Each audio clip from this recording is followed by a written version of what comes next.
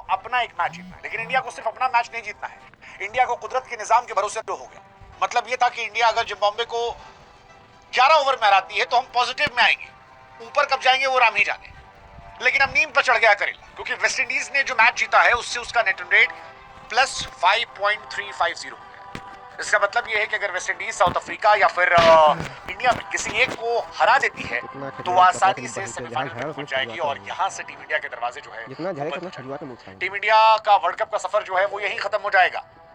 और अब team India पूरी तरह से कुदरत के निजाम के भरोसे है, क्योंकि वेस्ट इंडीज ने जो मैच खेला है वो मैच नहीं तबाही थी, आतिशबाजी थी। 107 रनों से मैच जीत लिया, 254 रन उन्हें ठोके। जिम्बाब्वे जो है वो 147 बनाती है, ऑल आउट हो जाती है। आखिर में उनके कुचल्ले बल्लेबाज ने 30-40 रन मार दिए, वरना तो लग रहा था कि 100 रन के अंदर सिमटने वाले हैं। लेकिन जो ये नेट रन रेट का पहाड़ वेस्ट इंडीज लेकर गई है, अगर वो साउथ अफ्रीका को हरा देती है और फिर इंडिया से हार भी जाती है तो भी वो क्वालिफाई कर रही है। मतलब अगर वेस्ट इंडीज एक मैच और जीतती है तो कोई माइका लाल वेस्ट इंडीज को सेमीफाइनल में जाने से रोक नहीं सकता। फिर आप देख लो जी कि इंडिया जाएगी या फिर साउथ अफ्रीका। हाँ, मतलब साउथ अफ्रीका का पक्का नहीं है, क्योंकि अगर इंडिया जिम्बाब्वे को 2 तरफ से हरा दे, which is not possible practically, तो फिर साउथ अफ्रीका की लंका लग सकती है। साउथ अफ्रीका को भी अपने बचे हुए मैचेस जीतने पड़ेंगे, उसे वेस्ट इंडीज को हराना पड़ेगा। लेकिन अगर वेस्ट इंडीज एक मैच जीती तो आसानी से क्वालिफाई कर जाएगी। फिलहाल जो चांसेस ज्यादा लग रहे हैं वो है साउथ अफ्रीका वेस्ट इंडीज की, क्योंकि दोनों को अपना एक मैच जीतना है। लेकिन इंडिया को सिर्फ अपना मैच नहीं जीतना है, इंडिया को कुदरत के निजाम के भरोसे रहना है, क्योंकि अब हमारी कहानी पूरी तरह पाकिस्तान वाली हो गई है। फलानी टीम फलाने को हराए, फलानवा जो है वो फलानवे से हार जाए और हमारी टीम जो है वो सब जीत जाए, उसके बाद हमारा नेट रेट अच्छा हो जाए तो हम पहुंच जाएंगे। मतलब एक्चुअली में आज वेस्ट इंडीज ने इंडिया की लंका लगाई है जिस तरह से जिम्बाब्वे को हराया, बहुत बहुत बहुत बुरी तरीके से। आप ये मान के चलो, वेस्ट इंडीज का मैच क्या ही कहा जाए यार, मतलब ये कमाल की टीम है। और फिलहाल इंडिया की बैंड बज गई है, इंडिया सुपर 8 में 0 पॉइंट पर है। इंडिया के बैटिंग के जो लक्षण है वो भी बहुत अच्छे नहीं है, और समस्या ये है कि इंडिया के अगले 2 मैचेस जो हैं वो उन ग्राउंड पर हैं जहां पर इतना बड़ा हाई स्कोरिंग मैच नहीं होता। मतलब अगर ये 250-300 वाले स्कोर होते तो शायद वहां पर कहानी होती। लेकिन अगला मैच हमारा जिम्बाब्वे के साथ जो है वो चेन्नई में है। चेन्नई स्लो पिच है, स्लो पिच मतलब वहां पर आप कितना बना लोगे यार, 100-150 जीतोगे नहीं, और इनके पास भी ठीक ठाक स्पिनर है। ऐसे में मुश्किल हमारी वहां पड़ जाएगी। और आखिरी मैच कोलकाता वेस्ट इंडीज साथ। तो कुल मिलाकर अब हमें दुआ यही करनी है कि भैया वेस्ट इंडीज अपना दोनों मैच हार जाए, वो अफ्रीका से भी हार जाए, वो इंडिया से भी हार जाए, और इंडिया दोनों मैच जीत जाए, तभी हम पहुंचने वाले हैं। क्योंकि वेस्ट इंडीज जो आज खेली है यार, उसने अपने लिए रास्ते आसान कर लिए। उसने कहा कि भाई साहब हम अपने दम पर जाएंगे, हम कुदरत के निजाम के चक्कर में पड़ेंगे ही नहीं। और इंडिया की लग गई है, मतलब हालांकि जिम्बाब्वे ने खुद ही लगवाई है, मुझे तो लगता है लगवाई उन्होंने, क्योंकि जिस तरह से उन्होंने गंदी फील्डिंग की, शेवरॉन हेटमायर के मल्टीपल कैचेस छोड़े, यार आप हारना डिजर्व करते थे। 107 रन से वो हारे, और उस हार के पीछे कहानी यही है कि आप बहुत बुरी तरह पीटे गए। 254 पे 6 था वेस्ट इंडीज का स्कोर, और ये इसलिए बना क्योंकि हेटमायर ने मार मार के धुआं कर दिया। 34 गेंदों पर 85 रन। उनके एक ही फील्डर थे, 2-2 बार कैच छोड़ा यार। अब आप हेटमायर जैसे खिलाड़ी का अगर एक मैच में 2 कैच पकड़ोगे। दूसरा, आज कुदरत का निजाम जो था वो पूरी तरह से वेस्ट इंडीज के साथ था। मतलब वो कहीं भी मार रहे थे, वो इधर मार रहे थे तो कोना लग के 4 रन, उधर मार रहे थे कोना लग के 4 रन, उधर मार रहे थे कोना लग के 6 रन। सेम कहानी पॉवेल की थी। रोमन पॉवेल आधा तो अंधी मार रहे थे, मतलब 2-3 शॉट उन्होंने मारे हैं जो स्टेडियम के एक शॉट पार भी गया था, लेकिन आधा वो अंधेड़ी मार रहे थे, ताकत से मार रहे थे। लेकिन जो भी मार रहे थे वो जहां भी लग रहा था वो बाउंड्री के उस पार जा रहा था, और वो जब छक्का चौका जा रहा था तो इंडिया की लंका लग रही थी। हमने पहले भी कहा था आप लोगों से कि ये मैच क्लोज खत्म होना चाहिए।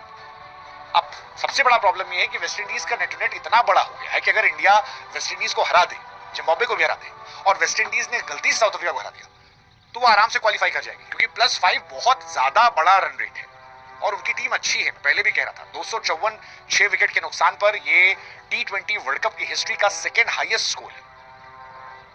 और वेस्ट इंडीज 5 के 5 मैच लगातार जीत चुकी है, मतलब ठीक ठाक हरा है। उन्होंने इंग्लैंड को हराया, स्कॉटलैंड, इटली, नेपाल, जिम्बाब्वे।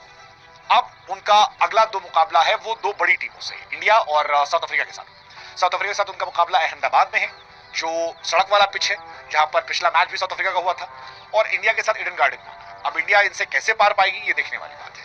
बाकी वेस्ट इंडीज के स्पिनर जो थे वो भी कमाल थे, इस मैच में जबरदस्त गेंदबाजी जो है वो कर रहे थे, और बैटिंग जो है वो तो हेटमायर इस बार अलग लेवल पे चले गए। मुझे लग रहा है कि निकोलस पूरन की आत्मा जो है वो हेटमायर के अंदर आ गई।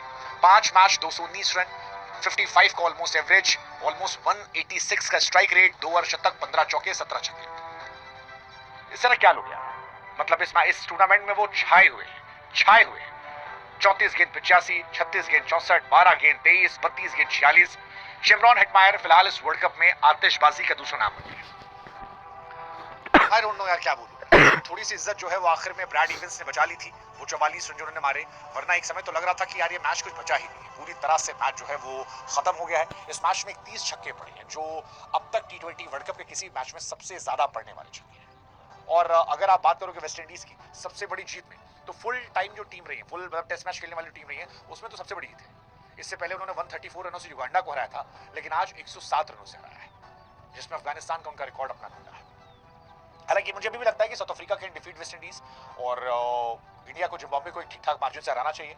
उसके बाद लेट्स जस्ट होप कि साउथ अफ्रीका इनको हरा दे और फिर हम हरा दें। और इंडिया को जिम्बाब्वे के सामने एक मार्जिन रखना पड़ेगा, वही मार्जिन जो इंडिया जैसा वेस्ट इंडीज ने रखा। बताया कि बड़ी टीमों और छोटी टीमों में अंतर होता है, तो ये अंतर अगर वो दिखाएंगे तो शायद मजा आ जाए। मैंने कहा था कि हेटमायर ने पूरन की आत्मा को समेटा है। पूरन ने पिछले साल वर्ल्ड कप में, पिछली बार जब वर्ल्ड कप हुआ 17 छक्के मारे थे, हेटमायर ने 17 इस बार मार दिए। क्रिस गेल के 16 छक्के रहे हैं, तो उनका रिकॉर्ड जो है वो भी आज टूटा है, ये हाईएस्ट छक्कों का रिकॉर्ड है। इंडिया में तो अभिषेक शर्मा के बैट से एक भी नहीं निकला अब तक, एक ही निकला शायद, तो ये भी अनफॉर्चुनेट है। वेस्ट इंडीज इस वर्ल्ड कप की पहली टीम है जिसने 250 मारा है। हम ये मान रहे थे कि वो हम पहले होंगे, बट हुआ ही नहीं। अभी भी श्रीलंका का हाईएस्ट है 260 रन, ये वर्ल्ड कप के पहले एडिशन में था, केनिया के सामने मारा था 2007 में। अब तक टूटा नहीं है। अब अगर इंडिया को यहाँ से आगे अच्छा करना है, तो जो परसों उनका मैच है उसमें उन्हें 270, 280, 290 मारना पड़ेगा। अगर वो इसके आसपास जाते हैं तो कहानी बन सकती है। और अगर पता लगा कि सिकंदर रजा के पहले ओवर में अभिषेक या ईशान गुड़ा